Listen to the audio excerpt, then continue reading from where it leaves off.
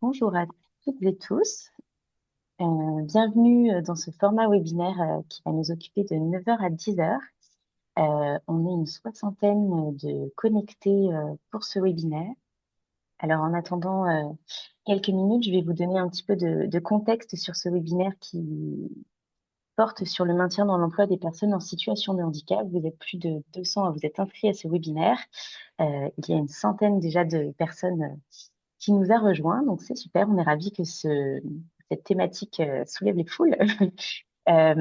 Donc, euh, l'objectif de ce webinaire, c'est de pouvoir vous présenter de restituer tout un travail qui a été mené depuis début 2025 sur la thématique du maintien dans l'emploi. Et je vais parler aussi un peu plus largement de l'ensemble des thématiques que nous avons creusées en lien avec la DREETS Hauts-de-France. Donc voilà, c'est un projet qui a été porté par la DREETS et dont on veut faire profiter l'ensemble de l'écosystème de l'inclusion par l'emploi des Hauts-de-France.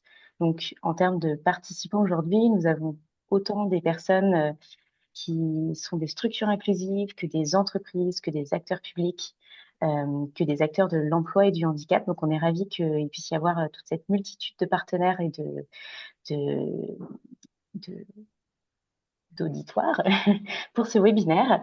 Nous sommes désormais au complet sur les intervenants. Merci Aïdé de nous avoir rejoints. Et nous sommes 130 participants, donc on va pouvoir démarrer. Axel, je vais te laisser partager son écran, s'il te plaît. Merci. Donc, ce webinaire de restitution, comme je l'ai dit, porte sur le maintien dans l'emploi des personnes en situation de handicap. Pour illustrer cette thématique, on aura du coup trois intervenants qui représentent deux belles initiatives qu'on souhaite mettre en lumière et qui ont fait l'objet aussi d'un petit écrit au sein des panoramas écrits de décryptage des différentes thématiques, mais je n'en dis pas plus tout de suite, je reviendrai sur le programme un peu plus précisément ensuite. Ce webinaire va se présenter en trois parties. Une première partie qui vous explique le contexte de ces fameux panoramas que je n'arrête pas de mentionner. Ensuite, on va laisser la parole à Axel pour vous restituer de manière interactive le panorama qui porte sur le maintien dans l'emploi des personnes en situation de handicap. Et ensuite, comme je vous l'ai dit, nous aurons deux retours d'expérience. Merci à l'ensemble des intervenants présents et visibles ici de vous être mobilisés pour illustrer ces belles initiatives. Pour vous donner un petit peu de contexte, la DREETS Hauts-de-France travaille avec les Petites Rivières depuis déjà 3 années. Les Petites Rivières, c'est une agence de conseil spécialisée dans l'économie solidaire et circulaire qui a été créée en 2017. Et nous sommes une agence agréée ESUS, donc de l'économie sociale et solidaire. Notre objectif, c'est de créer et de favoriser la création de coopérations territoriales avec un fort axe sur l'économie sociale et solidaire. Et aujourd'hui, la thématique qui nous porte, c'est l'inclusion dans l'emploi. À titre d'exemple, sur les 2 dernières années, on a travaillé avec la DREETS Hauts-de-France pour organiser des rencontres régionales de l'inclusion dans l'emploi. L'objectif étant de réunir, comme je le disais, tout cet écosystème autour de l'emploi des personnes avec vulnérabilité ou en situation de handicap pour voilà, partager les pratiques, faire infuser aussi des innovations qu'on a pu voir sur le territoire des Hauts-de-France. Voilà. Et donc cette année, le choix de la DREETS a été de nous permettre d'élaborer 5 panoramas qui sont en fait des décryptages sur plusieurs thématiques pour aller plus loin sur l'inclusion dans l'emploi et établir des diagnostics territoriaux, régionaux, à l'échelle régionale, pour identifier les bonnes pratiques, favoriser aussi l'identification de comment est-ce qu'on peut davantage les essaimer sur le territoire et inspirer. Donc, ces 5 thématiques explorées étaient la validation et la reconnaissance des acquis professionnels des personnes en situation de fragilité, l'égalité femmes-hommes et la mixité des métiers, l'économie locale et solidaire, les achats socialement responsables. D'ailleurs, cette thématique a fait l'objet d'un événement en présentiel dans la Somme le 3 juin dernier. Et enfin, celle qui nous réunit aujourd'hui, le maintien dans l'emploi des personnes en situation de handicap. Donc, 5 thématiques qui ont chacune qui ont fait l'objet d'un panorama qui seront diffusés à la mi-juillet, donc très prochainement. Et chacune de ces thématiques, pour faire office de teaser, ont fait l'objet également d'un webinaire tel que celui d'aujourd'hui, dans le cadre des Mardis de l'inclusion. Donc, on arrive à notre fin de série. C'est le dernier webinaire qui porte du coup sur cette thématique. Et pour permettre de créer l'ensemble de ces supports, On a réalisé un certain nombre d'entretiens avec des personnes ressources et on remercie aussi l'ensemble des personnes qui ont répondu au questionnaire de recensement des actions sur le territoire en matière d'inclusion dans les Hauts-de-France. On a eu plus de 120 réponses. Donc, merci à tous d'y avoir contribué. Comme je le disais, ces webinaires, ils sont enregistrés, donc n'hésitez pas à les diffuser ensuite une fois qu'on vous aura partagé les liens. Voilà pour le contexte. Euh, Si jamais il y a des questions, l'objectif étant de faire que ce webinaire soit le plus interactif possible, n'hésitez pas à utiliser le petit module en bas de votre écran sur Zoom, Q&R comme questions et réponses, et ça nous permettra, tant les intervenants que nous, organisatrices, d'y répondre le plus rapidement possible. Avant de démarrer la restitution, on va faire un petit sondage pour essayer de voir d'où viennent l'ensemble des 159 participants présents aujourd'hui. Donc, je vais lancer un petit sondage pour que vous puissiez euh, nous dire d'où vient votre organisation. Maintenant, vous voyez ça. Voilà, il y a déjà que plein de gens qui répondent.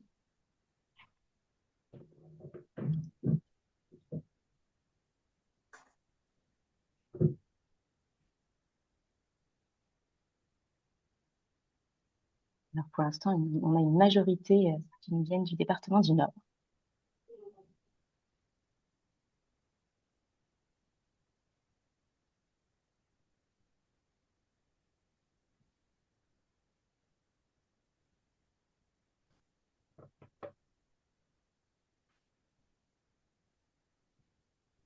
Bon, eh bien, l'ensemble des départements est représenté avec une forte majorité du Nord et du Pas-de-Calais. C'est noté. Merci pour la participation à ce petit sondage dont je me faim.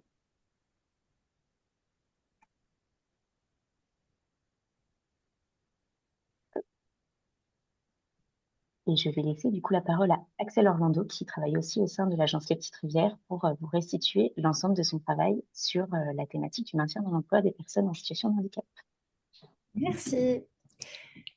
Alors, je vais essayer de vous restituer un petit peu ce qui se trouve dans le panorama, vous parler un peu des grandes sections, et puis l'intérêt, ce sera d'aller lire le panorama à sa sortie. Donc, les différentes sections que vous pourrez retrouver dans ce panorama, on a d'abord toute une partie définition, mots-clés, pour définir en fait les termes qui vont être indispensables pour comprendre cette thématique du maintien dans l'emploi des personnes en situation de handicap. Ensuite, on a une section qui éclaire à la fois le contexte national et le contexte régional en mettant en avant des grands jalons de la réglementation sur ce domaine-là et des chiffres clés pour aider à comprendre un petit peu le contexte.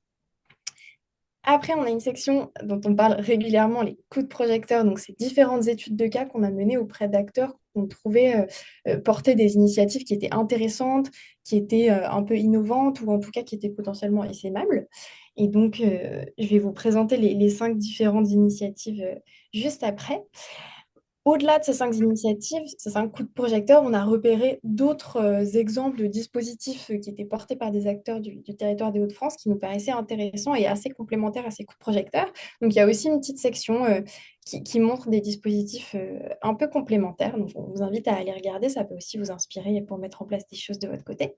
Et la dernière section, c'est une section plutôt outils ressources avec des contacts, pourquoi pas pour lancer certaines démarches ou des guides qui ont été publiés qui peuvent servir de ressources, toujours sur la thématique du maintien dans l'emploi des personnes en situation de handicap. Voilà pour les grandes sections que vous pourrez trouver dans ce panorama. Maintenant, pour rentrer dans le détail des 5 coups de projecteur qu'on a mis en avant dans ce panorama, on a la création d'un réseau d'entreprises adapté par FM Logistique. Donc effectivement, le groupe FM Logistique a créé tout un réseau de ces entreprises adaptées et cette étude de cas, elle est intéressante pour montrer les influences mutuelles qu'il y a eu entre le groupe et ce réseau d'entreprises adaptées et les bénéfices mutuels qu'ils ont pu en retirer. Donc je vous laisserai aller découvrir ça. La deuxième étude de cas, c'est l'insertion des personnes atteintes d'autisme au travers du projet Gloria par L'Oréal et les associations Vivre et Travailler Autrement et La Nouvelle Forge. Je ne vous en dis pas plus parce qu'on a 2 représentantes de ce projet présentes ici qui vous en parleront bien mieux que moi. Le troisième coup de projecteur, c'est relatif à la politique handicap volontariste du groupe Atlantique, avec une certaine complémentarité des dispositifs pour essayer d'éviter d'avoir des angles morts. Quatrième coup de projecteur, la cellule d'accompagnement au retour et au maintien dans l'emploi du centre hospitalier de Valenciennes. Pareil, on a un représentant ici qui vous en parlera juste après. Et la dernière étude de cas, la plateforme emploi accompagné qui est portée par l'ADAPT sur le département du Nord. Et ce dispositif a la particularité, dans le cas où le bénéficiaire est déjà en emploi, d'accompagner à la fois l'employeur et l'employé à travers une convention tripartite. Donc, ça peut être aussi un exemple très intéressant pour vous à aller creuser. Voilà pour les coups de projecteur.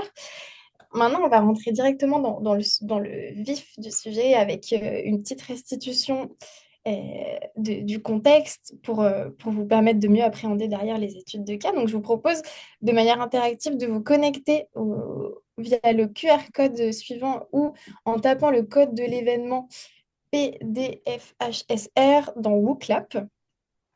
Et vous allez avoir accès donc à une plateforme et je vais vous envoyer des questions au fur et à mesure.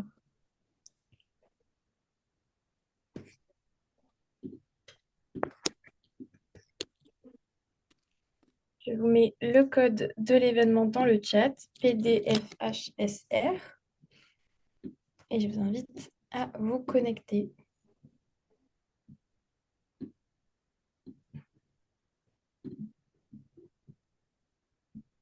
Alors, pour ceux qui ont déjà participé aux autres mardis de l'inclusion, tout cela n'a plus de secret pour vous en termes de technique. Pour les autres personnes qui découvrent WooClap, n'hésitez pas à nous dire dans le petit module Q&R si jamais vous avez des questions pour vous connecter avant qu'on démarre le quiz. Je vois qu'on a déjà plus de 100 personnes connectées sur le WooClap. On attend encore un tout petit peu avant de lancer la première question.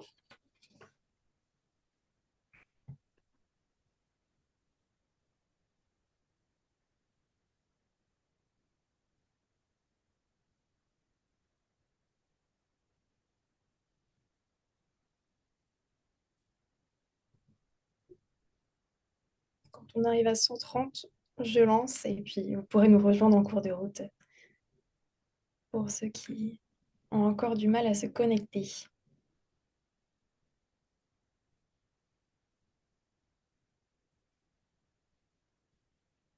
Allez, 129, c'est parti.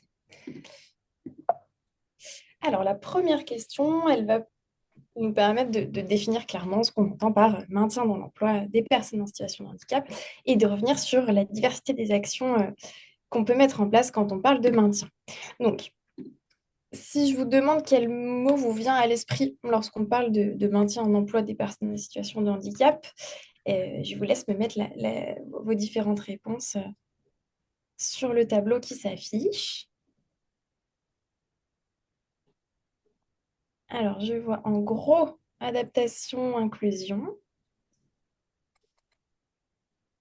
aménagement, on va en parler, compensation aussi, aménagement de poste, job coach, ça fait partie des choses qu'on peut mettre en place, emploi accompagné, c'est une des études de cas.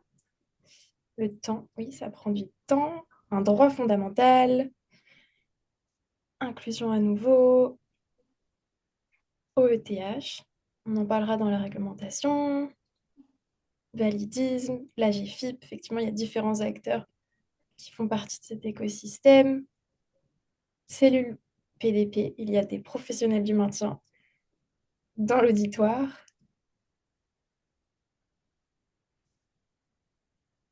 On a quand même le mot adaptation qui reste central et qui est le plus plébiscité. Ergothérapie, effectivement, il y a tout un tas de professionnels qui peuvent aider sur ces enjeux-là. Reconversion, bon, bah, on a quand même tous les mots-clés qu'on a envie d'aborder dans ce webinaire. Ça commence à se stabiliser. Cap emploi, un autre acteur clé.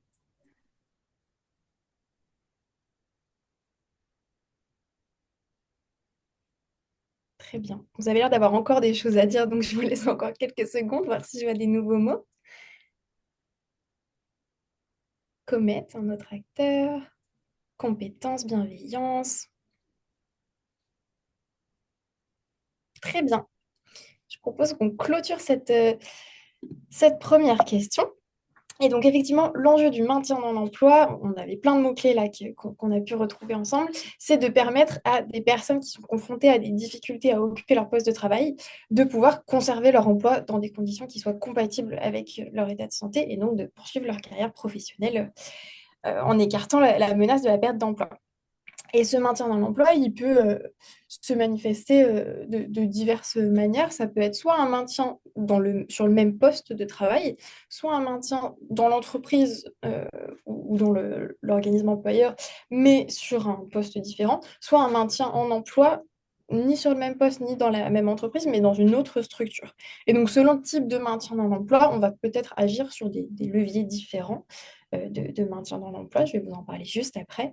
À noter que tous les aménagements, toutes les choses qui sont mises en place dans une logique de maintien dans l'emploi, ça bénéficie aux personnes qui sont en situation de handicap, mais aussi à toutes les personnes qui les entourent. La plupart du temps, quand on a échangé avec des professionnels pour réaliser ce panorama, on nous a dit que toutes les choses qui avaient été mises en place dans une logique de maintien dans l'emploi avaient bénéficié à l'ensemble des collaborateurs. Et donc, pour vous donner un petit exemple, enfin un petit panorama des différentes actions relatives au maintien dans l'emploi des personnes en situation de handicap qui peuvent être mises en place, ça peut aller des aménagements de poste, ça c'est ce qui revient assez rapidement en tête quand on parle de maintien dans l'emploi.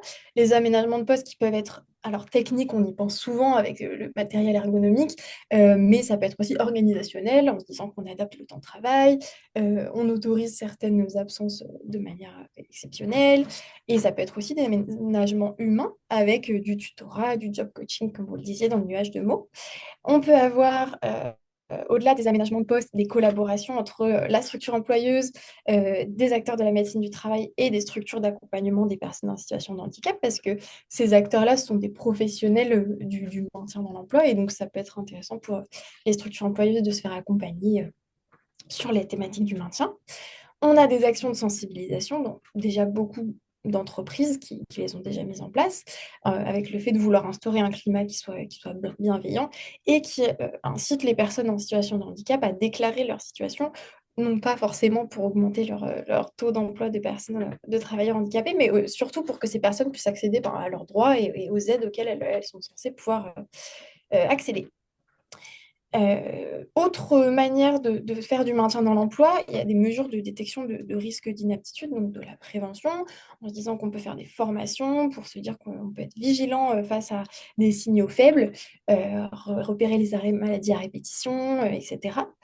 Et une fois que l'inaptitude est déclarée et avérée, il y a aussi des manières d'accompagner la personne dans un maintien dans l'emploi qui soit plus sur un autre poste ou une autre entreprise, par exemple, en faisant des bilans de compétences, des formations pour reclassement, ou en intégrant, pourquoi pas, la personne dans des structures comme les ESAT ou les entreprises adaptées. Voilà pour les différentes actions qu'on peut mettre en place, sachant que ce n'est pas exhaustif. Vous pourrez les retrouver dans le panorama. Deuxième question qui porte sur les chiffres clés et les enjeux du maintien dans l'emploi des personnes en situation de handicap. Quel pourcentage de personnes en situation de handicap ont vu leur handicap apparaître au cours de leur vie?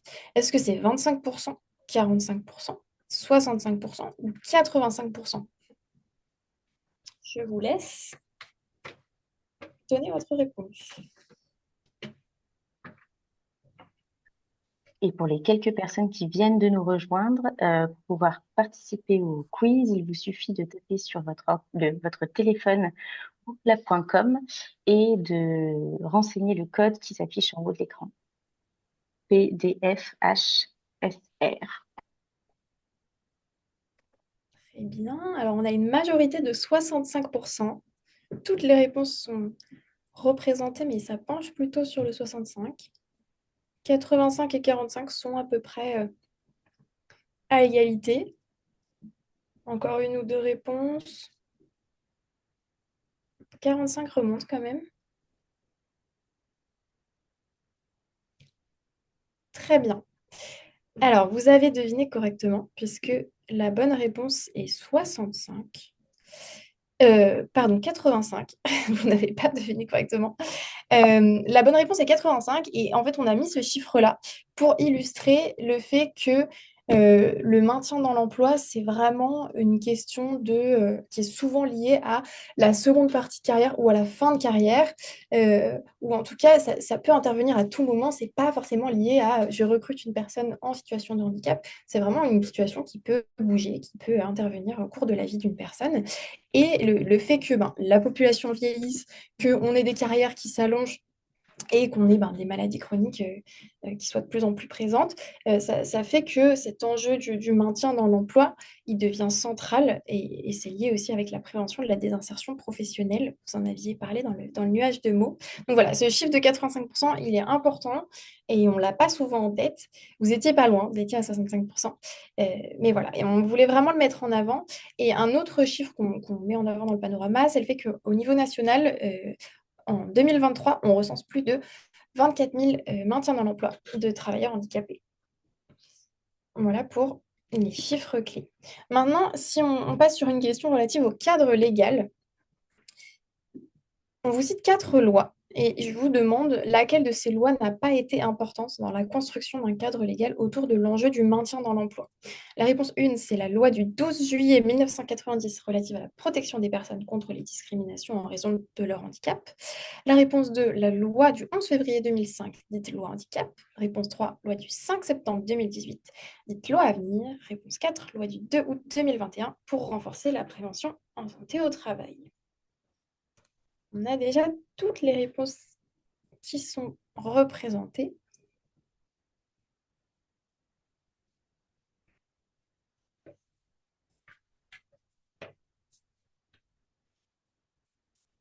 Avec une petite préférence pour la réponse 1.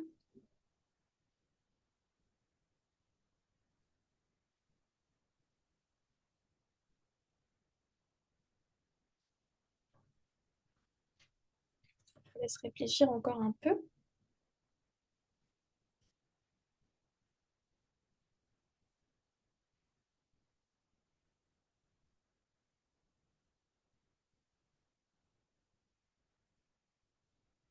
Allez, on a atteint les 100 réponses.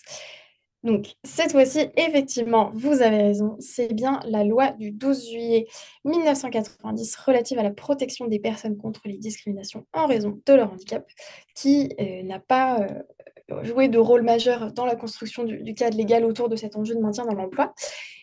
Et vous pouvez trouver cette réponse dans cette frise chronologique. Donc, pour vous expliquer le cadre légal, enfin les réglementations, elles ont d'abord visé l'emploi, qu'il soit direct ou indirect, des personnes en situation de handicap. Et puis, au fur et à mesure, on a dépassé cette logique de recrutement pour pouvoir aborder l'emploi sous l'angle plutôt du maintien. Et donc, les lois sur le recrutement et le maintien sont venues se compléter. Cette frise chronologique, elle n'est pas exhaustive, mais en tout cas, ça montre les grands jalons qui ont été posés au fur et à mesure. Donc, l'OETH, obligation d'emploi de travailleurs handicapés, qui a été mentionné en première question, a été posé dans la loi de 1987 en disant vous devez employer pour les entreprises de plus de 20 salariés 6% de votre effectif salarié parmi des personnes en situation de handicap. Ensuite, on a eu la loi de 2005, loi handicap, qui faisait partie des bonnes réponses de cette question, qui a élargi ses obligations relatives à donc l'OETH, renforcé les sanctions qui y sont associées, mais qui a aussi commencé à poser des obligations en termes d'accessibilité des locaux, qui est aussi important pour le maintien dans l'emploi. En 2017, il y a eu un arrêté qui a fixé le modèle d'avis d'aptitude et d'inaptitude et de proposition de mesures d'aménagement de poste. En 2018, avec la loi Avenir professionnel, qui était une autre des bonnes réponses, on a rendu les dépenses d'accessibilité des locaux, d'adaptation de poste et de job coaching déductibles de la contribution au ETH. Donc, forte incitation à mettre en place ces choses-là pour agir pour le maintien dans l'emploi. Et on a rendu la nomination d'un référent handicap pour les entreprises de 250 salariés obligatoire, 250 salariés ou plus. En 2021, on a créé la cellule de prévention de la désinsertion professionnelle qui a pour rôle d'identifier à la fois les situations à risque, les actions de sensibilisation à mener et de participer à l'accompagnement pour le maintien dans l'emploi des différents acteurs. En 2022, Il y a eu tout un travail de fluidification du passage entre le milieu ordinaire et le milieu protégé, donc entreprise adaptée et ESAT, en facilitant la capacité à cumuler du temps partiel en milieu ordinaire et en ESAT, par exemple. Et enfin, en 2023, l'orientation en milieu ordinaire a été a été érigée en droit universel à travers dispositifs de CDD tremplin et les EATT notamment. Donc voilà, c'est vraiment un panorama à dresser assez rapidement, mais vous en aurez plus dans le panorama complet. Mais en tout cas, vous aviez deviné correctement, vous aviez en tête les principales lois.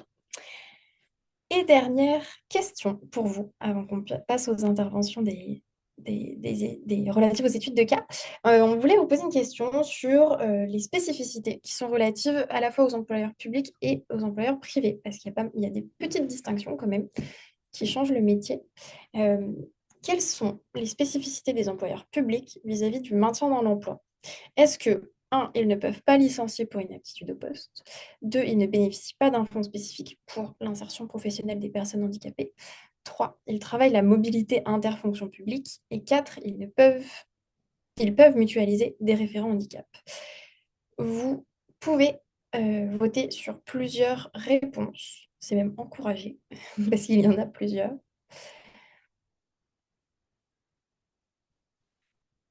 On a une majorité pour le fait de travailler la mobilité interfonction publique. Mais tout peut encore changer parce que vous n'êtes que 60 à avoir voté.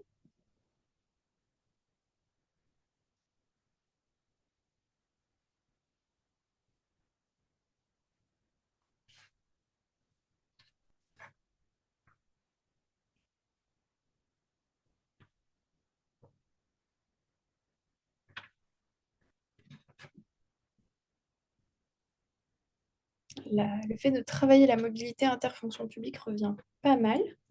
En deuxième position, on a le fait de ne pas pouvoir licencier pour inaptitude au poste. Les référents handicap mutualisés sont en troisième position. Et enfin, 22% pour ils ne bénéficient pas d'un fonds spécifique pour l'insertion professionnelle des personnes handicapées. Je vous laisse encore quelques secondes et je vous affiche la réponse.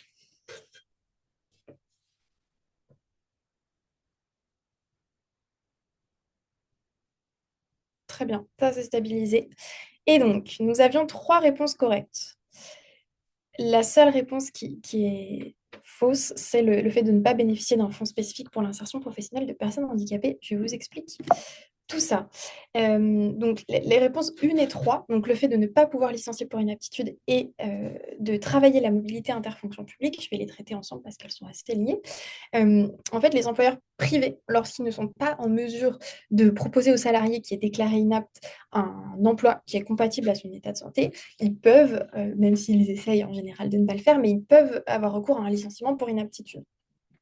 À l'inverse, les employeurs publics, il y a une question de responsabilité de prévention de la désinsertion professionnelle et il y a une grosse importance qui est attachée à la reconversion et au fait de pouvoir retrouver un emploi à la personne qui est déclarée inapte. Et donc, on travaille soit sur ce qu'on appelle donc, de la réaffectation. Donc, c'est quand la personne euh, est réaffectée dans un autre service, mais dans le même établissement, soit sur du reclassement, donc dans un différent corps de la fonction publique, donc que ce soit étatique, territorial ou hospitalier. Euh, et donc, dans ce cas-là, on parle de reclassement. Mais voilà, il y a un travail assez important qui est mené sur le fait de travailler sur des mobilités internes, sur des parcours de reconversion qui soient à l'intérieur même de la fonction publique. Sur la question des fonds spécifiques, on a pour la fonction publique le FIP, FIP-HFP, et pour la fonction privée, les employeurs privés, l'AGFIP, qui a aussi été cité dans le nuage de mots. Donc, il y a effectivement un fonds spécifique pour les employeurs publics pour l'insertion professionnelle des personnes en situation de handicap. Et sur la dernière réponse qui était de savoir si les employeurs publics pouvaient bénéficier de référents handicap mutualisés, c'est le cas parce que dans la fonction territoriale, pour les employeurs publics de moins de 350 agents, on peut bénéficier de centres de gestion qui jouent le rôle de directeur des ressources humaines, entre guillemets. Et ces centres de gestion, ils jouent le rôle aussi de référent handicap mutualisé pour les employeurs, pour certains employeurs publics. Donc voilà, c'était ça les distinctions qu'on voulait mettre en avant entre employeurs publics et employeurs privés. Je vous invite à aller voir le panorama si vous voulez en savoir plus sur les questions de convention et d'accord handicap côté employeur privé, puisque c'est assez intéressant. Et on tenait à mettre en lumière ces distinctions entre employeurs publics et entre employeurs privés, notamment parce qu'on a choisi une initiative publique et initiative privée à mettre en avant sur le second temps de ce webinaire. Je ne vous en dis pas plus, je laisse Claire introduire nos intervenants. Merci Axel. On espère que cette partie aura répondu à des questions que vous avez sur le maintien dans l'emploi. Donc, on a en effet deux initiatives présentes aujourd'hui. On va commencer par Jonathan Sparty, qui est référent handicap au sein du centre hospitalier de Valenciennes, qui va pouvoir vous présenter son initiative. Et ensuite, je donnerai la parole au groupe L'Oréal et plus spécifiquement à l'usine de Lassigny, avec Haïdé Damien Estiève et sa partenaire, on va dire, Delphine Savidan, qui est coordinatrice de service des dispositifs inclusifs au sein de l'association La Nouvelle Forge, pour vous présenter une deuxième initiative. Jonathan, je vous laisse allumer du coup votre micro pour pouvoir présenter ce qui est fait au centre hospitalier de Valenciennes. Merci, donc bonjour à toutes et à tous. Donc Jonathan Sparty, référent handicap chargé de maintien dans l'emploi. Donc je vais vous présenter le dispositif que l'on a mis en place depuis maintenant 10 ans, qui est la cellule de retour et de maintien dans l'emploi, qui s'adresse à l'ensemble de nos agents au sein de l'hôpital. Alors rapidement pour représenter un peu le centre hospitalier de Valenciennes, ce qui est à retenir, c'est que nous sommes le troisième établissement de la région, donc un gros établissement en matière d'activité et d'effectifs. On a 5200 professionnels voilà, qui travaillent au sein de l'établissement avec 118 métiers représentés. Donc un panel très large de métiers. Vous allez voir que dans ces métiers, on a, euh, on en a pas mal qui sont, voilà, qui sont liés à des problématiques de pénibilité. Et donc ça, c'est une donnée qu'on prend en compte, nous, dans notre action en matière de maintien dans l'emploi. Je vais vous présenter, oui, la prochaine slide. Donc, effectivement, notre environnement de travail est très particulier puisqu'on a un environnement de travail à forte contrainte. On a essayé de résumer hein, justement les problématiques liées à cet environnement de travail. Alors, je vous disais, dans les 118 métiers, on a 85% des métiers qui sont exposés à un ou plusieurs facteurs de pénibilité. Alors, on va retrouver dans ces métiers, notamment les métiers soignants, les métiers médico-techniques, les métiers de la logistique, qui sont des métiers fortement représentés chez nous. Et dans les facteurs de mobilité, vous connaissez un peu le fonctionnement d'un hôpital, effectivement, on a du travail de nuit, on a des horaires postés, et on a également des contraintes sur le plan physique avec des gestes répétitifs et des gestes de manutention. Alors cet environnement de travail, a aussi des impacts par rapport à l'organisation du travail. Et justement, bah, il est difficile, hein, on se rend compte qu'il est quand même assez difficile de mettre en place les aménagements, puisqu'on a bah, de fait une forte activité aussi au sein de l'hôpital. Aujourd'hui, on a de plus en plus une logique de rationalisation des coûts et de rationalisation économique, ce qui fait que voilà, on est parfois en difficulté pour doubler certains postes, pour essayer d'équilibrer les effectifs pour que des agents qui ont des restrictions puissent être soutenus et être accompagnés par des équipes autour d'elles. Donc, c'est parfois difficile. Et donc, cette organisation peut complexifier justement le maintien dans l'emploi. On a un phénomène aussi conjoncturel qui est lié à la hausse des arrêts maladie, pardon, notamment de longue durée depuis la crise Covid. Donc depuis 2020-2021, on a un boom. Alors ça tend à se résorber, mais effectivement, il y a un boom des arrêts maladie. Donc ce qui fait que cette cellule d'accompagnement a dû renforcer voilà, son activité. On a une réglementation, et j'y reviendrai juste après, hein, lié à l'absentéisme, mais qui peut retarder le traitement des situations. Et je vous donnerai des exemples précis qui nécessitent justement, qui ont nécessité la mise en place de cette cellule afin d'anticiper un maximum les choses. Et un autre phénomène, hein, voilà, qui est plus récent aujourd'hui, mais effectivement qui est lié à l'âge de départ à la retraite et à l'allongement de l'âge de départ à la retraite comme facteur aggravant. Effectivement, hein, ça a été dit tout à l'heure dans les études. On a les secondes parties de carrière qui peuvent aussi impacter le maintien dans l'emploi, et donc on a des agents qui sont de plus en plus exposés. Voilà. Sur l'organisation de la cellule, donc on a une équipe dédiée avec 2 chargés de recrutement et de mobilité et un référent handicap. Donc on est 3 avec un temps consacré de 0,6, alors pas EPT mais ETP. Donc voilà, on est tout simplement pour vous dire qu'on est trois personnes travaillant sur cette cellule, ce qui nous permet aussi d'être assez actifs et d'avoir aussi une organisation qui permet d'équilibrer entre la partie maintien pur et la partie aussi reclassement, reconversion et réaffectation, en s'appuyant sur les équipes chargées de la mobilité. Sur les modalités de saisine, on a la possibilité de... Alors, bien entendu, nous, à notre niveau, on a l'initiative pour inviter, alors on ne convoque pas les agents, mais on leur propose un rendez-vous d'accompagnement, hein, c'est pas obligatoire. Mais effectivement, c'est en règle générale la DRH qui est à l'initiative, donc cette cellule d'accompagnement est rattachée à la DRH, c'est vrai que je ne l'ai pas précisé, mais c'est un point important. Par contre, en tout cas en complémentarité, l'agent ou l'encadrement peut également solliciter cette cellule. Donc ça, c'est aussi une possibilité qui a été offerte directement à l'agent ou directement aux équipes d'encadrement qui sont sur le terrain, qui sont plus à même aussi de détecter les difficultés.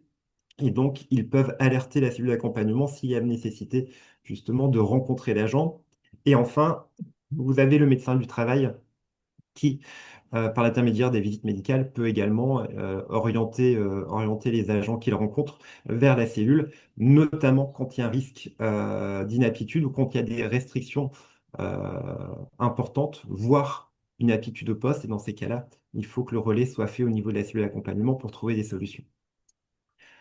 Donc les missions, pour résumer les missions, donc il y a 3 missions principales. D'une part, c'est l'anticipation, et je fais le lien avec l'organisation de l'absentéisme au sein de la fonction publique, puisque la difficulté qui peut se présenter à nous, c'est le retour qui peut être tardif du conseil médical. Le conseil médical statue, hein, sur soit l'octroi, soit la prolongation, soit la fin d'un d'un congé longue maladie, d'un congé maladie long. Alors, ça peut être un CLD ou un CLM, un congé longue maladie, un congé longue durée. Et donc, ce retour assez tardif peut nous mettre en difficulté, peut mettre en difficulté la DRH et les équipes d'encadrement pour organiser le retour à l'emploi d'un agent, par exemple. Et donc, le fait d'avoir mis cette cellule, ça permet d'anticiper le retour du conseil médical en échangeant avec l'agent, puisque l'agent, en amont, il a pu rencontrer un médecin expert, il a pu également échanger avec son médecin traitant ou avec un spécialiste, et donc on peut déjà avoir des informations sur la situation de santé de l'agent, si l'agent est plutôt à même de prolonger son arrêt ou si un retour est envisagé. Et comme le temps peut être parfois long pour mettre en place un aménagement ou pour trouver une solution de réaffectation, le fait d'avoir cette cellule qui est présente sur des temps bien anticipés, ben, ça permet justement de trouver des solutions plus facilement. Autre point qui est là plus en lien avec l'agent et les problématiques que peut rencontrer l'agent, c'est notamment voilà, une mission d'information sur les conséquences administratives et financières. Effectivement, ça c'est un point important. Puisque l'agent, dans le cadre de son arrêt maladie, peut aussi aura peut-être à un moment donné des conséquences sur une perte de salaire. Et donc, nous, on est là aussi voilà, pour l'en informer. Alors, on parle de l'impact sur la rémunération, mais il y a aussi l'impact administratif lié, par exemple, à une inaptitude qui peut être déclarée par le conseil médical. Et donc, ces informations-là elles doivent être communiquées à l'agent pour qu'il puisse aussi, de son côté, trouver des solutions en parallèle. Donc nous, on essaye d'orienter au maximum vers les assistantes du service social du personnel pour les questions financières, et pour les conséquences administratives, on s'appuie également sur notre service des carrières pour informer l'agent d'une conséquence d'un reclassement, par exemple, ou d'une inaptitude à la fonction. Et le dernier point, c'est l'orientation, on agit un peu comme un hub, voilà, comme un hub central. On a, nous, un rôle aussi d'accompagnement, et donc, selon la situation de l'agent, on va orienter vers des dispositifs ou des acteurs en particulier, que ce soit interne et externe. Alors pour les dispositifs, ça peut être des bilans de compétences, par exemple. Pour les acteurs mobilisables, effectivement, j'ai parlé des assistances du service social du personnel. Ça peut être aussi réorienté vers le service santé au travail. Ça peut être réorienté vers le service formation pour des actions liées à la formation, à la reconversion professionnelle. Et pour les acteurs externes, on peut orienter, par exemple, vers le Cap emploi ou vers d'autres acteurs qui pourraient justement sécuriser un peu le parcours de l'agent. En parallèle de cette cellule, pour qu'on soit au complet, qu'on ait une complémentarité avec les différents acteurs internes à l'établissement, on a voilà, deux instances, une commission de maintien dans l'emploi qui se réunit toutes les 2 semaines, qui est composée à la fois des membres de la cellule d'accompagnement, à la fois des médecins du travail et du préventeur. Et l'objectif, c'est de traiter les situations les plus complexes. Effectivement, on essaye, nous, dans le cadre de la cellule d'accompagnement, de trouver des solutions. Parfois, c'est très compliqué. Parfois, on a des situations voilà, qui nécessitent voilà, des échanges conjoints avec les acteurs internes. Et donc, on a mis en place cette commission voilà, qui intervient de manière régulière. Et en parallèle, on a également un comité de suivi pour le maintien dans l'emploi qui associe les organisations syndicales afin de favoriser aussi les échanges. Et les organisations syndicales, les syndicats peuvent également remonter des informations que la DRH n'aurait pas pris connaissance. Et donc, ça permet justement d'éviter les trous dans la raquette et d'avoir, ouais, on va dire, une exhaustivité dans les situations et dans la connaissance des situations. Alors, au niveau des résultats, on est monté en charge progressivement. Effectivement, je vous ai dit tout à l'heure qu'on avait un pic d'activité depuis la période post-Covid. Donc, en 2023, on a accompagné 38 agents. On a une recrudescence en 2024. En 2025, on est également sur des chiffres qui continuent à augmenter. On a des situations qui sont traitées par la commission en parallèle, donc on a un chiffre un peu plus important. Si on doit résumer les bénéfices de cette cellule, effectivement, c'est le maître mot, hein. On parlait d'anticipation, on parle de prévention de la désinsertion professionnelle. Effectivement, c'est l'objectif, c'est voilà, d'éviter à ce que l'agent puisse à un moment donné se trouver en situation d'inaptitude totale et définitive. Et donc, plus on anticipe, plus on peut trouver des solutions, en tout cas chercher et trouver des solutions pour maintenir l'agent soit sur son poste, si pas, soit dans l'établissement.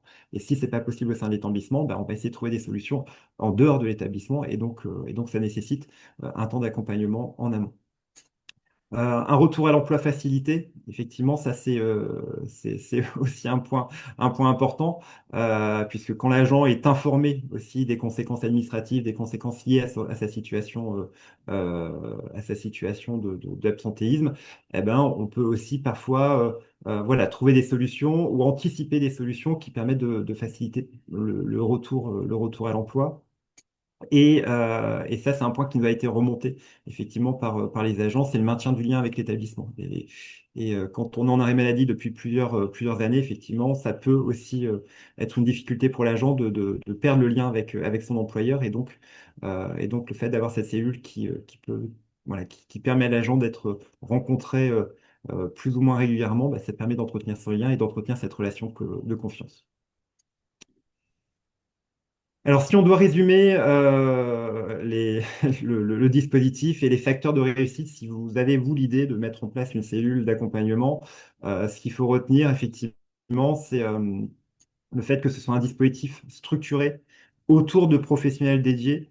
Donc, on a une cellule, je vous l'ai dit tout à l'heure, avec 3 professionnels, avec un temps dédié. Donc, ça, c'est important aussi d'avoir cette récurrence et des professionnels qui soient formés et experts autour des problématiques, parce que ça reste un sujet qui est très complexe. On y met à la fois du réglementaire, on y met à la fois du statutaire, on y met aussi une connaissance des acteurs internes et externes. Et donc, il faut aussi savoir monter en compétence sur ce champ-là. L'importance de la coordination et du dialogue, ça c'est vrai, puisque notamment dans un établissement comme le nôtre, voilà, on a des services qui sont renforcés, qui sont structurés, bah, il faut aussi se coordonner. Et donc le dialogue est nécessaire. Une connaissance des réseaux d'acteurs et des dispositifs, oui, effectivement, chaque solution chaque situation est particulière, chaque situation nécessite on va dire, de la dentelle. Et donc, il faut aussi savoir s'entourer d'un certain nombre d'acteurs et dispositifs qui permettent de répondre à une situation en particulier. Donc, plus on connaît d'acteurs, plus on connaît de dispositifs, plus on aura la possibilité de répondre à la problématique de manière beaucoup plus précise. Et enfin, l'objectif de faire connaître le dispositif, hein, en tout cas c'est spécifique à notre établissement de 5200 agents, c'est la nécessité de communiquer de manière renforcée, voilà, auprès des équipes, alors auprès des agents plus directement, mais aussi auprès des équipes d'encadrement et auprès des acteurs internes. Donc, maintenant, ces acteurs internes connaissent bien le dispositif, mais au niveau des agents, au niveau des équipes d'encadrement, il y a aussi voilà, ce travail qui continue à être mis en place. L'objectif pour nous, c'est de lever les craintes parce que parfois, voilà, être sûr en DRH, ça peut faire peur. Et donc, voilà, c'est aussi savoir rassurer l'agent et lui expliquer qu'on est là aussi pour son bien. Voilà dans les grandes lignes la présentation du dispositif. Vous aurez bien entendu un peu plus de détails sur le panorama pardon, qui sera publié très prochainement. En tout cas, je suis aussi disponible pour répondre à vos questions au besoin. Il y a justement une question qui est, est-ce que vous êtes soumis au secret médical, qui est posée par une personne au centre Oui. webinaire. Alors effectivement, oui, quand on échange avec l'agent lors des entretiens, effectivement, le secret médical. Alors nous, en tant que membre de la DRH, on n'est pas professionnel de santé, on n'est pas médecin, donc on n'a pas à demander précisément les problématiques de santé de l'agent. On interroge par contre l'agent sur ses restrictions médicales. Ça, on est en mesure aussi de l'interroger sur la nécessité d'aménagement. Si l'agent n'est pas toujours en capacité de nous répondre, on peut échanger directement avec le médecin du travail. Et donc ça facilite les échanges. Par contre, voilà, si l'agent souhaite évoquer sa situation de santé, souhaite évoquer précisément sa pathologie, ben, c'est son choix, mais en tout cas, on va jamais l'interroger précisément sur ce champ-là. C'est pas notre ressort et en tout cas, voilà, on est Ok, soumis à la réglementation sur ce champ. très clair. Merci beaucoup, Jonathan, pour Je votre vous en prie. intervention. Et j'imagine que ça donne envie de consulter plus en détail l'ensemble du panorama qui porte sur cette initiative. Et à présent, je donne la parole conjointe à Haïdé et Delphine pour nous parler du partenariat mis en place et notamment du projet Gloria, qui est porté du coup en lien avec L'Oréal et la Nouvelle Forge. Mais bonjour tout le monde. Je vais commencer par me présenter rapidement, puis je laisserai la main à Delphine pour se présenter avant qu'on rentre dans le vif du sujet. Du coup, me concernant, je m'appelle Aïdé, je suis RRH sur le site de la CINI, comme quoi ces problématiques sont bien portées par les RH si on croit à l'intervention de l'intervenant précédent. Et donc, on a au sein de cette usine d'à peu près 350 collaborateurs, 7 collaborateurs en CDI. On va vous expliquer un peu le parcours de leur inclusion de la signature du CDI à aujourd'hui avec toute notre réflexion autour de la pérennisation du dispositif en interne. Moi, donc, je suis coordinatrice de ce dispositif-là et des dispositifs d'habitat inclusif sur le territoire de Compiègne, voilà, depuis 5 ans, quand on a démarré l'inclusion de Juliette, que vous voyez en bas à droite en photo. Alors, comme on va beaucoup utiliser le Gloria, hein, qui est l'acronyme qui veut dire faire grandir L'Oréal par inclusion d'adultes autistes, voilà, ayez-le en tête. Donc c'est L'Oréal qui collabore avec 2 associations, donc Vivre et Travailler Autrement, et pour l'usine de la Cygne, la Nouvelle Forge, pour mettre un dispositif d'emploi de travailleurs avec un autisme lourd et déficience intellectuelle, Delphine, tu dis si je me trompe, au sein d'un milieu industriel.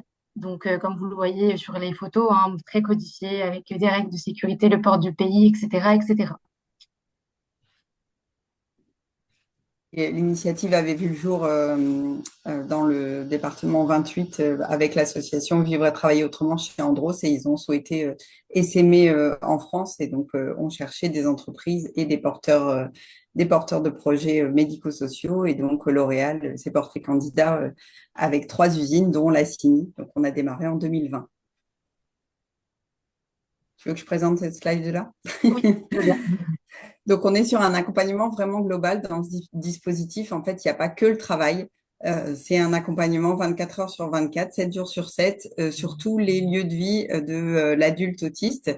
Donc, que ce soit au travail, mais aussi sur la partie vie quotidienne et sociale, chez eux, dans leur domicile, mais aussi quand ils rentrent en famille, éventuellement, s'ils le souhaitent, le week-end ou pendant les vacances, on peut poursuivre l'accompagnement. Donc, c'est toujours la même équipe qui intervient, de la Nouvelle Forge, accompagnants éducatifs et sociaux en majorité, formés à l'accompagnement de l'autisme, supervisés depuis le début et accompagnés encore par l'association Vivre et Travailler Autrement pour être sûr qu'on respecte bien le cahier des charges qui a été donné au démarrage. Donc, les deux champs d'implication dans lesquels on intervient, c'est l'inclusion professionnelle par l'emploi en milieu ordinaire d'adultes autistes moyens et sévères avec déficience intellectuelle, en gros des personnes qu'on n'aurait jamais pensé en emploi en milieu ordinaire. Mais avec l'accompagnement et le soutien de l'entreprise, c'est quelque chose qui est possible aujourd'hui. Ils sont tous en CDI à temps partiel. Ils travaillent le matin sur des postes d'opérateurs de conditionnement. Et puis, sur le reste de leur journée, parce que le travail, c'est bien, mais c'est que 4 heures d'une journée, on accompagne avec exactement les mêmes méthodes, la même équipe, sur des solutions d'habitat inclusif et donc sur tout ce qui fait une vie d'adulte, les courses, les loisirs, les temps partagés, les temps de repos aussi, parce qu'il faut savoir se les autoriser, les interactions, le sport, enfin voilà. Donc, sur les actions qui favorisent le maintien dans l'emploi, donc enfin, ce que l'usine a voulu implémenter avec cette intégration, c'est des aménagements. Et là où la nouvelle forge vient vraiment en support à ces aménagements, ça va être tout ce qui est sur l'organisation des aides visuelles, enfin, les pictogrammes pour bien détailler chaque action. Alors, c'est vrai que c'est tout ce qui n'est pas étranger à l'industrie, hein, de détailler une tâche de manière à ce que n'importe quel opérateur puisse la détailler, mais c'est vrai qu'avec cet handicap spécifique, le regard des professionnels médico-sociaux était indispensable. Il y a aussi la structuration des temps. Donc déjà, il y a un temps partiel qui est pour ses collaborateurs et puis des espaces qui sont dédiés, qui sont mis à disposition. Je vais prendre l'exemple, par exemple, et là, Delphine, peut-être que tu pourras compléter d'un de nos collaborateurs qui avait beaucoup, beaucoup, beaucoup d'énergie et qui, au début de son contrat, courait dans l'entreprise, sauf que ce n'est pas autorisé de courir dans nos locaux.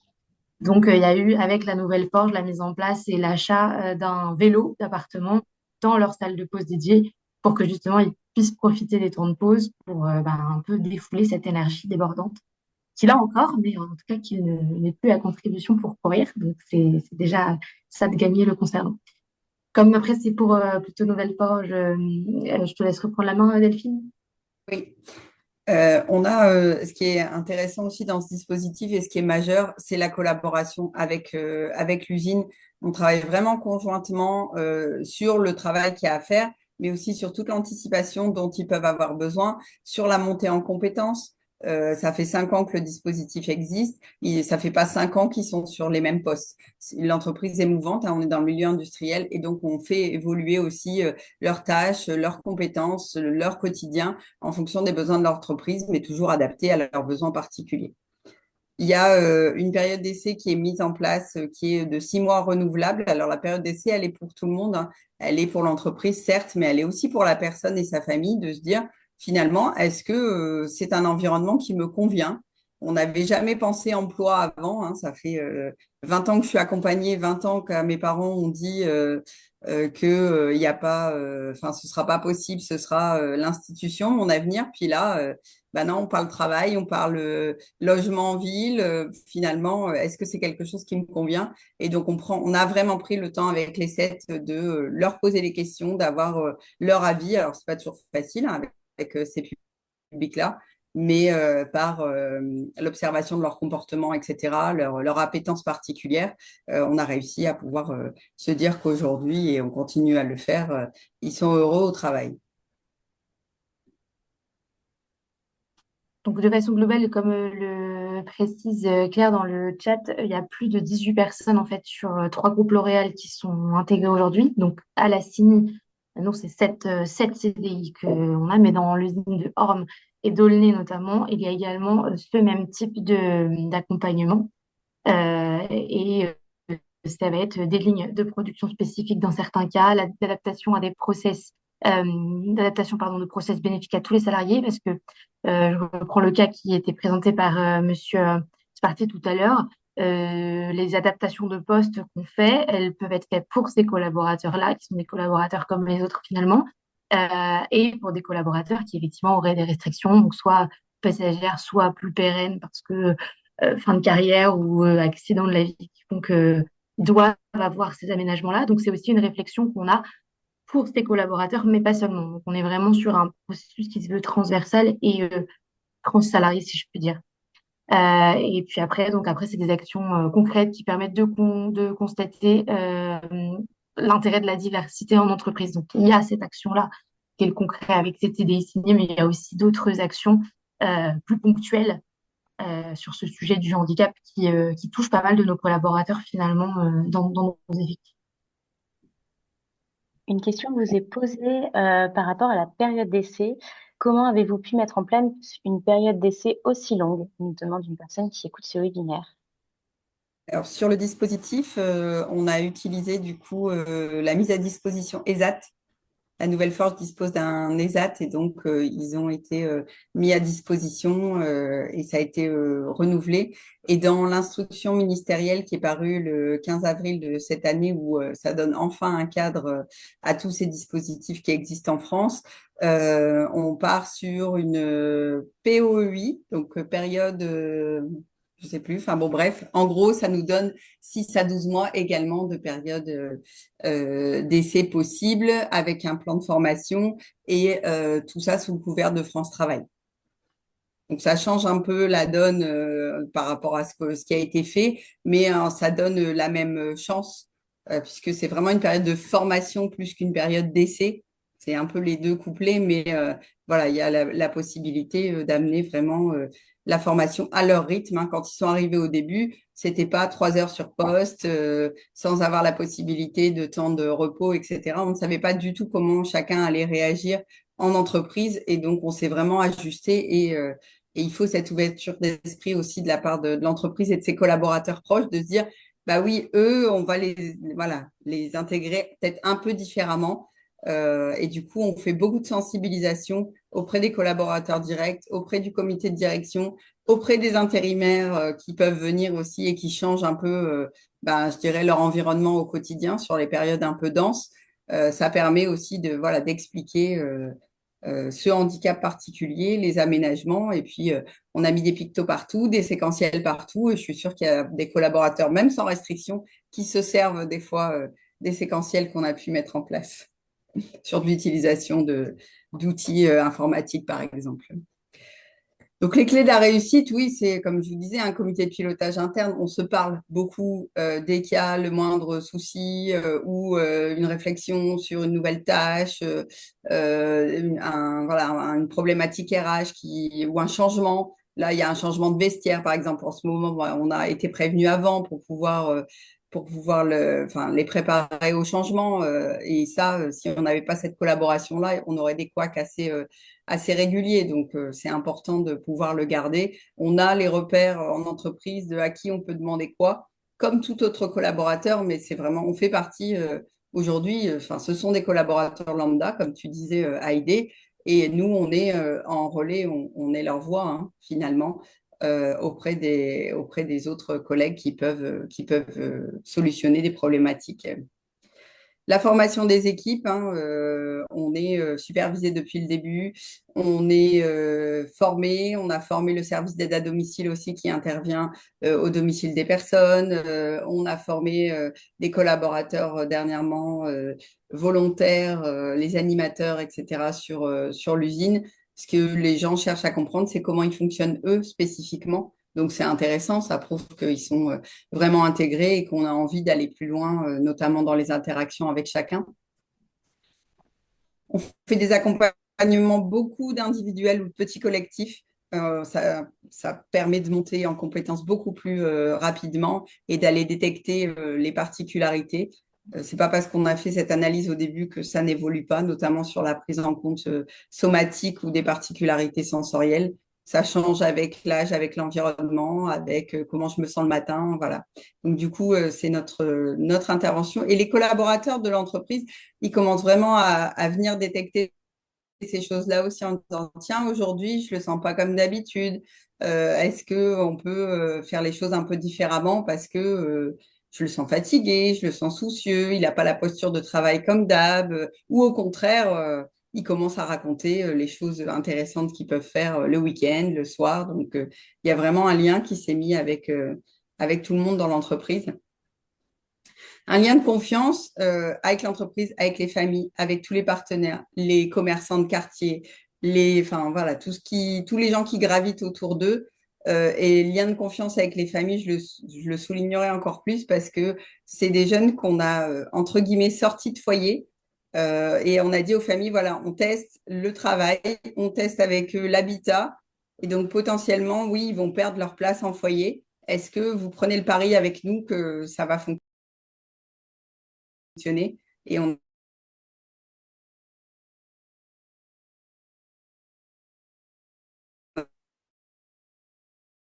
a 7 familles qui ont dit oui. Donc, c'est plutôt logement avec un bailleur social. Ils ont un bail direct. Hein. Ce n'est pas la Nouvelle Forge qui porte et puis ensuite qui sous-loue les appartements. Non, non, ils sont en bail direct avec leur bailleur, et ce qui permet une grande autonomie. Vous auriez vu la fierté quand ils ont eu leurs clés. Le travail, c'est bien, hein, mais le jour où ils ont eu leurs clés d'appartement,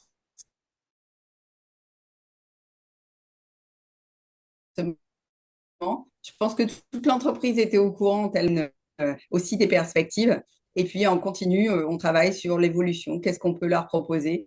Comment on peut les former? Ils ont été formés à tous les basiques, je dirais, d'un opérateur de conditionnement. Donc, on a travaillé sur du langage clair pour qu'ils puissent intégrer les règles. Et puis là, on est en process de reconnaissance des acquis d'expérience pour 2 d'entre eux qui devraient avoir leur certification là, à la fin de l'année. Et après, on verra si les autres souhaitent le faire également. Mais en tout cas, c'est toujours en évolution. Ce n'est pas un dispositif statique. Ils ont 40 ans à faire en entreprise, hein, donc il faut les faire évoluer aussi. Sinon, voilà, ils stagnent et nous aussi. Merci Delphine et Haïdé. Merci beaucoup pour vos interventions. Merci aussi à Jonathan. L'ensemble des contacts, j'ai beaucoup de personnes dans le chat qui me demandent qui peut nous former, etc. Donc, sachez que dans le panorama, vous aurez l'ensemble des contacts des personnes qui sont intervenues là, si jamais vous avez des questions en direct à leur poser. Et également des contacts d'autres acteurs ressources. On a cité le Cap Emploi, AGFIP, etc. Mais voilà, on a cité l'association VETA également. Les contacts seront transmis pour que vous puissiez prendre attache avec eux et vous former. Et l'objectif étant de diffuser un certain nombre de bonnes pratiques qu'on a pu voir là et d'autres qui sont rédigées dans le panorama. Donc voilà, n'hésitez pas à prendre connaissance de tout ça. On m'a également demandé si ce webinaire était enregistré. La réponse est oui. S'il sera diffusé, la réponse est oui, ainsi que l'ensemble des autres webinaires qui ont eu lieu sur le mois de juin et juillet. Et l'ensemble des panoramas écrits devrait être diffusé courant juillet. Donc voilà, ce sera adressé par l'adresse Hauts-de-France. En voilà un petit peu un teasing avec les différents visuels de ces panoramas chartés. Voilà, on espère que ce webinaire vous a permis de mieux appréhender la thématique du maintien dans l'emploi des personnes en situation de handicap. Je renouvelle à nouveau un grand merci à l'ensemble des intervenants, intervenantes et des personnes qui ont contribué aux écrits de par les entretiens et les réponses aux questionnaires. Et je vous propose de clôturer ce webinaire puisque nous avons légèrement dépassé. Merci à tous. Au revoir.